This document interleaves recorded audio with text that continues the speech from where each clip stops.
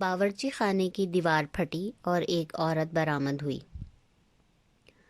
مچھلیاں یکدم فوراً کڑاہی میں دم کے بل کھڑی ہو گئیں اور جواب دیا کہ اگر تم اپنے عہد پر ثابت قدم ہو تو ہم بھی اپنے عہد پر ثابت قدم ہیں۔ یہ جواب سن کر یہ عورت اسی طرح واپس چلی گئی جیسے آئی تھی اور مچھلیاں جل کر کوئلہ ہو گئیں۔ یہ ماجرا دیکھ کر باورچن بے ہوش ہو گئی۔ جب باورچن کو ہوش آیا تو وہ دوڑی ہوئی وزیر کے پاس گئی اور تنہائی میں بلا کر سب قصہ بیان کیا۔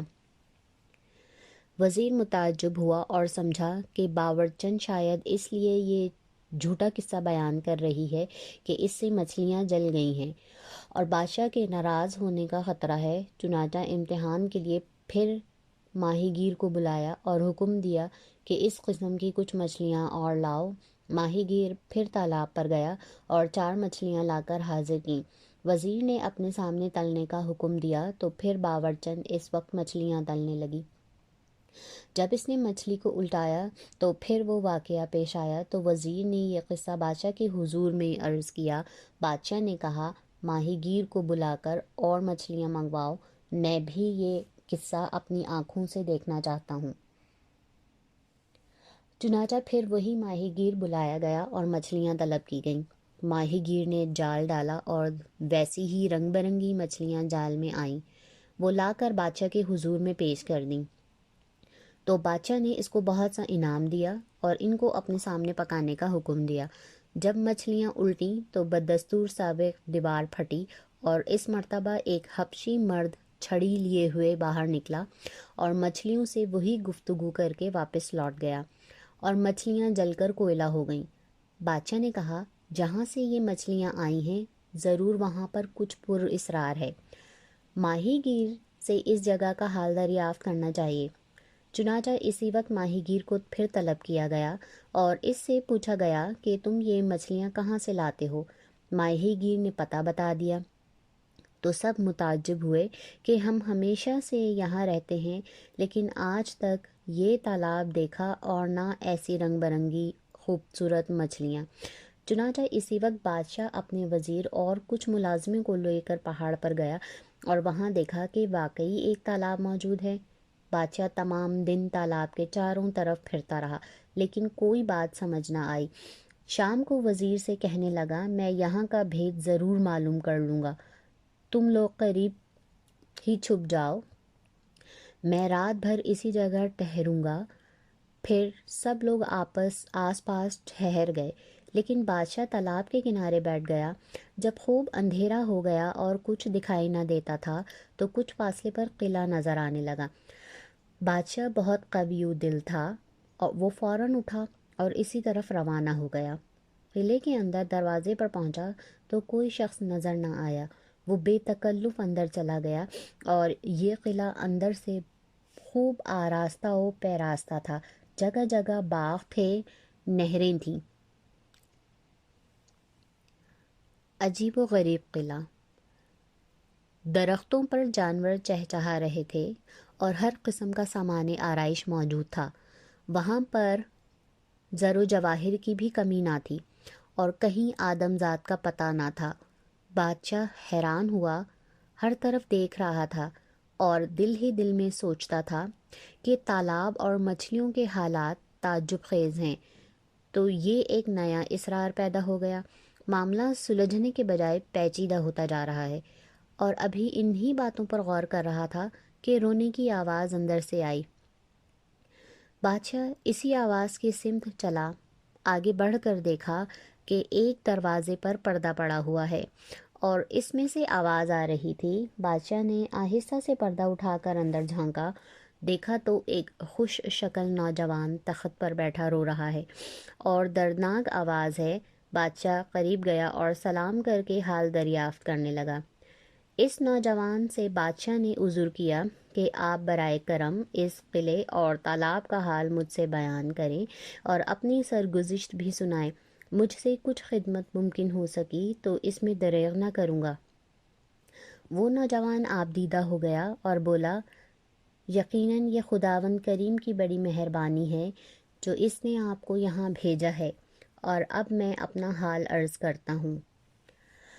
معذور نوجوان کی داستان غم۔ شاہ محمود جو اس ملک کا بادشاہ ہے، میں اس کا اکلوتا بیٹا ہوں، اور میری شادی چچا کی لڑکی سے ہوئی تھی اور ہم آپس میں محبت کرتے تھے۔ جب میرے والد کا انتقال ہو گیا تو میں تخت نشین ہوا اور ہم دونوں شوہر اپنی بیوی 5 برس تک عیش و آرام کی زندگی بسر کرتے رہے۔ اس عرصے میں مجھے اپنی بیوی کے متعلق کسی قسم کا شک و شبہ نہیں تھا، اور ایک دیانتدار اور شریف آدمی کی طرح اسی کے ہر ایک کام میں اعتماد کرتا رہا۔ چنانچہ ایک روز اتفاقاً ملکہ حمام میں گئی۔ دوپہر کا وقت تھا اور میں سونے کے لیے لیٹ گیا۔ 2 خواتین جو ملکہ کے ساتھ ہمیشہ رہتی تھیں مجھے پنکھا کرنے لگیں۔ تھوڑی دیر کے بعد یہ سمجھیں کہ میں سو گیا ہوں، حالانکہ میں اس وقت بالکل جاگ رہا تھا۔ چنانچہ وہ آپس میں آہستہ آہستہ باتیں کرنے لگیں۔ ایک بولی کہ دیکھو ہمارا بادشاہ کیسا خوبصورت اور نوجوان ہے، لیکن ملکہ اس کے باوجود ادنیٰ سے حبشی غلام سے لگی ہوئی ہے، اور اس نیک آدمی کو آج تک کوئی علم نہیں ہے۔ دوسری نے جواب دیا کہ اس بیچارے کو کس طرح سے خبر ہو سکتی ہے؟ ملکہ جب اس موئے حبشی سے ملنے جاتی ہے تو اس کو بے ہوشی کی دوا پلایا کرتی ہے۔ یہ بات سن کر میرے ہوش و حواس جاتے رہے اور دماغ سن ہو گیا۔ میں اس وقت مصلحتاً سوتا بنا رہا۔ تھوڑی دیر میں میری بیوی حمام سے واپس آ گئی، لیکن میں نے تحقیقات سے پہلے اس سے کچھ نہ کہا، اور شام کو سونے کے وقت حسب معمول وہ میرے لیے شراب کا کٹورا لائی۔ میں سمجھ گیا کہ اسی طرح مجھے بے ہوش کر کے مجھے بے وقوف بنایا جاتا ہے۔ میں نے گلاس تو لے لیا، لیکن ملکہ کی آنکھ بچا کر اس کو پینے کے بجائے دوسری طرف گرا دیا اور خود سونے کے لیے لیٹ گیا۔ اور جب ملکہ کو یقین ہو گیا کہ میں بے ہوش ہو گیا ہوں تو اس نے عریاں لباس پہن لیا اور باہر کی طرف چل دی۔ پھر میں بڑی آہستگی سے بستر سے اٹھا اور اس کے پیچھے پیچھے روانہ ہو گیا۔ ملکہ یعنی میری بیوی محل سے نکل کر ایک ویران میدان میں آ گئی، جہاں ایک حبشی غلام جو غالباً اسی کے انتظار میں ٹہل رہا تھا موجود تھا۔ جب ملکہ وہاں پہنچی تو دونوں ایک دوسرے سے لپٹ گئے، پھر آرام و اطمینان سے محبت کی باتیں کرنے لگے۔ میرے تن بدن میں غیرت کی آگ لگ رہی تھی اور میں اسی جگہ جھاڑی کی آڑ میں ٹھہر گیا۔ جب وہ حبشی غلام اور ملکہ میرے قریب سے گزرے تو میں نے تلوار سے حملہ کر دیا۔ غلام میرے وار سے زخمی ہو کر گر پڑا، اور ملکہ یعنی میری بیوی اس اچانک وار سے پریشان ہو گئی تھی، اس لیے مجھے پہچان نہ سکی، اور میں اس کو وہیں چھوڑ کر محل میں واپس آیا اور اپنے بستر پر لیٹ گیا۔ تھوڑی دیر بعد ملکہ واپس آ گئی اور یہ اطمینان کر کے کہ میں سو رہا ہوں آپ بھی آرام کرنے لگی اور لیٹ گئی، اور صبح کو میں حسب معمول دربار میں چلا گیا اور اپنا کاروبار سلطنت انجام دیتا رہا۔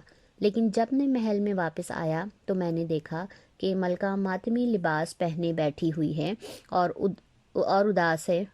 میں نے دریافت کیا تو کہنے لگی کہ مجھے اپنے ایک عزیز کے مرنے کی اطلاع ملی ہے، اس واسطے ماتمی لباس پہنا ہوا ہے۔ چونکہ میں اصل حال سے آگاہ تھا اس لیے خاموش رہا، لیکن کئی روز گزر گئے اور ملکہ کا ماتمی لباس نہ اترا۔ میں بھی یہ معلوم کرنے کی فکر میں تھا کہ کمبخت حبشی کا کیا انجام ہوا۔ ایک دن آخر پتہ چلا کہ وہ مرا نہیں، صرف زخمی ہو گیا ہے۔ ایک شب کو میں نے پھر ملکہ کا تعاقب کیا تو وہ ایک مکان میں پہنچی جہاں وہی حبشی غلام زخمی پڑا تھا۔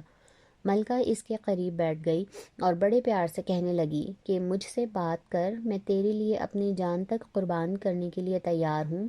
لیکن وہ ملعون خاموش رہا۔ اس وقت مجھ پر غیرت کا جنون سوار ہوا اور میں غصے کی حالت میں سامنے جا کر کھڑا ہو گیا اور ارادہ کیا کہ دونوں کو قتل کر دوں۔ یہ دیکھ کر ملکہ میری طرف بڑھی اور کچھ پڑھ کر میری طرف پھونک ماری۔ میرا وہ ہاتھ جس میں تلوار تھی وہ بالکل ناکارہ ہو گیا۔ اس کے بعد پھر کچھ پڑھ کر بولی کہ تو آدھا پتھر کا ہو جا۔ اس وقت میرا نیچے کا دھڑ پتھر کا سا ہو گیا۔ اس کے بعد مملکت کو جھیل بنا دیا اور آبادی کو مچھلیاں۔ پھر اس کے چاروں طرف جادو کے زور سے پہاڑ کھڑے کر دیے تاکہ دنیا کی نظروں سے پوشیدہ ہو جائے۔ اور یہ وہی جھیل اور مچھلیاں ہیں۔ وہ ظالم عورت اب بھی اپنے دوست حبشی غلام بھی ابھی تک تندرست نہیں ہوا۔ جب وہ نوجوان اپنی مصیبت کی داستان بیان کر چکا تو بادشاہ نے اس کو تسلی دی اور کہا کہ میں ان دونوں سے تمہارا بدلہ لوں گا، صرف تم مجھے ان کی رہائش گاہ کا پتہ دو۔ نوجوان نے بادشاہ کو پتہ بتا دیا۔ بادشاہ نہایت احتیاط سے اس مکان پر پہنچا اور دیکھا کہ ملکہ کا محبوب حبشی ایک آراستہ چھپر کٹ پر سو رہا تھا۔ بادشاہ دبے پاؤں اندر گیا اور حبشی پر تلوار کا بھرپور وار کیا اور اس کا قصہ تمام کر دیا۔ اس کے بعد حبشی کی لاش دوسرے کمرے میں چھپا دی اور خود کپڑا اوڑھ کر اسی چھپر کھٹ پر لیٹ گیا۔ تھوڑی دیر بعد پھر وہ بدکار ملکہ آ گئی اور محبت بھرے انداز سے کہنے لگی، آخر پیارے، تم مجھ سے کیوں ناراض ہو اور منہ سے کیوں نہیں بولتے؟ میں نے تمہارے انتقام میں تمام سلطنت کو برباد کر ڈالا اور اپنے شوہر کو آدھا پتھر کا بنا دیا، اور پھر تم پر ہاتھ اٹھانے کے جرم میں اب تک 100 کوڑے روزانہ مارتی ہوں۔ بادشاہ جو کہ حبشی کی جگہ لیٹا تھا، وہ مریضوں کی طرح بہت آہستہ سے بولا کہ تم اپنے شوہر کو روزانہ مارتی ہو اور اس کی چیخ و پکار سے مجھے تکلیف ہوتی ہے۔ میں چاہتا ہوں کہ تم اس کو اپنی اصلی حالت پر لوٹا دو اور ان تمام لوگوں کو بھی اپنے سحر سے نجات دے دو جو مچھلیاں بنے ہوئے اس جھیل میں بیٹھے ہیں، اور اس مملکت کو بھی اس کی اصلی حالت میں کر دو، کیونکہ یہ سب میرے لیے بددعا کرتے ہیں، اس لیے صحت نہیں ہوتی۔ ملکہ نے کہا، میری جان، یہ کوئی بڑی بات ہے، میں ابھی سب کو ویسا ہی کر دیتی ہوں جیسے پہلے تھی۔ چنانچہ ملکہ نے سحر کا توڑ پڑھا اور ہر شے اپنی اصلی صورت پر آ گئی۔ وہ نوجوان بھی مصیبت سے رہا ہو گیا۔ نہ وہ جھیل تھی نہ وہ پہاڑ، بلکہ ایک آباد ملک ہو گیا۔ بادشاہ کی فوج جو اس کے ہمراہ آئی ہوئی تھی خود بخود دور ہو گئی، کیونکہ یہ علاقہ سحر کی وجہ سے بادشاہ کی ملک کے فریب میں نظر آتا تھا۔ یہ علاقہ سحر کی وجہ سے بادشاہ کے ملک کے قریب نظر آتا تھا، ورنہ اصل میں کافی دور تھا۔ جب ملکہ اس سے فارغ ہوئی تو پھر حبشی غلام کے پاس آئی، کیونکہ اب تک وہ یہی سمجھ رہی تھی کہ چھپر کٹ پر اس کا محبوب سو رہا ہے، اور کہنے لگی، میں نے تمہارے حکم کی تعمیل کر دی ہے، خدا کے لیے اب تو کچھ بولو اور مجھ سے بات کرو۔ بادشاہ نے جو حبشی کی جگہ لیٹا ہوا تھا اس کو قریب آنے کا اشارہ کیا۔ ملکہ جو ہی اس کے قریب پہنچی تو اس نے اٹھ کر تلوار کا ایسا وار کیا کہ سر کٹ کر دور جا گرا۔ اس کے بعد بادشاہ وہاں سے نکلا اور اس نوجوان کو تلاش کیا جو یہاں کا بادشاہ تھا۔ پھر اس کو ہمراہ لے کر دونوں معلنوں کی لاشیں دکھائیں۔ یہ دیکھ کر شہزادہ قدموں میں گر پڑا اور بہت شکریہ ادا کیا۔ کل رعایا کو حالات کا علم ہوا تو سب خدا کا شکر بجا لائے اور بادشاہ کے ممنون احسان ہوئے۔ اس کام سے فارغ ہو کر بادشاہ اپنے ملک کی طرف روانہ ہوا اور اس نوجوان شہزادے نے بھی ساتھ چلنے کی درخواست کی، اور دونوں بادشاہ دارالحکومت کی طرف روانہ ہوئے۔ جب اپنی سلطنت کے قریب پہنچے تو بادشاہ نے وزیر کو اطلاع دی۔ وہاں سب پریشان تھے۔ یہ خبر سن کر سب خوش ہوئے اور استقبال کر کے اپنے بادشاہ کو شہر میں لائے۔ کچھ عرصہ گزرنے کے بعد بادشاہ نے اپنی لڑکی کی شادی نوجوان شہزادے سے کر دی اور عنان حکومت بھی اس کے سپرد کر کے خود بیت اللہ کو چلا گیا اور وہیں انتقال ہوا۔ یہ کہانی بیان کر کے شہرزاد نے اپنی بہن سے کہا کہ یہ کہانی بغداد کے مزدور کے قصے سے زیادہ دلچسپ نہیں؟ اگر بادشاہ نے اجازت دی تو میں وہ بھی سناؤں گی۔ بادشاہ کو نئی حکایت سننے کا شوق ہوا، چنانچہ اس نے اجازت دی اور حکم دیا کہ شہرزاد کو آج قتل نہ کیا جائے۔ بغداد کا ایک مزدور۔ بغداد کے خلفائے عباسیہ میں سے ہارون کے زمانے میں لوگ راحت و آرام سے رہتے تھے۔ اس زمانے میں ایک مزدور تھا جو شہر کے بازاروں میں محنت مزدوری کر کے اپنی روٹی کماتا تھا۔ ایک دن معمول کے مطابق وہ صبح سویرے بازار میں مزدوری کی تلاش میں آیا۔ ایک نقاب پوش عورت نے اس کو اشارہ کیا کہ میرے پاس آؤ۔ مزدور اپنا ٹکڑا لے کر اس کے پیچھے پیچھے ہو لیا۔ اس عورت نے مختلف جگہوں سے بہت سی چیزیں خریدیں اور ٹوکرے میں رکھتی رہی۔ اس کے بعد گھر روانہ ہوئی اور بہت سی گلیاں طے کر کے ایک عالی شان مکان میں آئی۔ مکان اندر سے بڑا آراستہ و پیراستہ تھا اور سامنے دالان میں مسند پر ایک عورت بیٹھی تھی جو انداز سے ملکہ معلوم ہوتی تھی۔ مزدور نے سامان اتارا اور ایک طرف کھڑا ہو گیا۔ مسند پر بیٹھی عورت نے صافی صافی کہہ کر آواز دی۔ ایک خوبصورت عورت آئی اور کہنے لگی، بہن زبیدہ، میں کھانے کا انتظام کرا رہی ہوں۔ مالکہ نے، جس کا نام زبیدہ تھا، کہا، دیکھو امینہ سامان لے آئی ہے، کوئی چیز رہ تو نہیں گئی؟ صافی نے سب سامان اٹھوا کر اندر رکھ دیا۔ اس کے بعد زبیدہ نے مزدور کے ہاتھوں میں 2 دینار دیے۔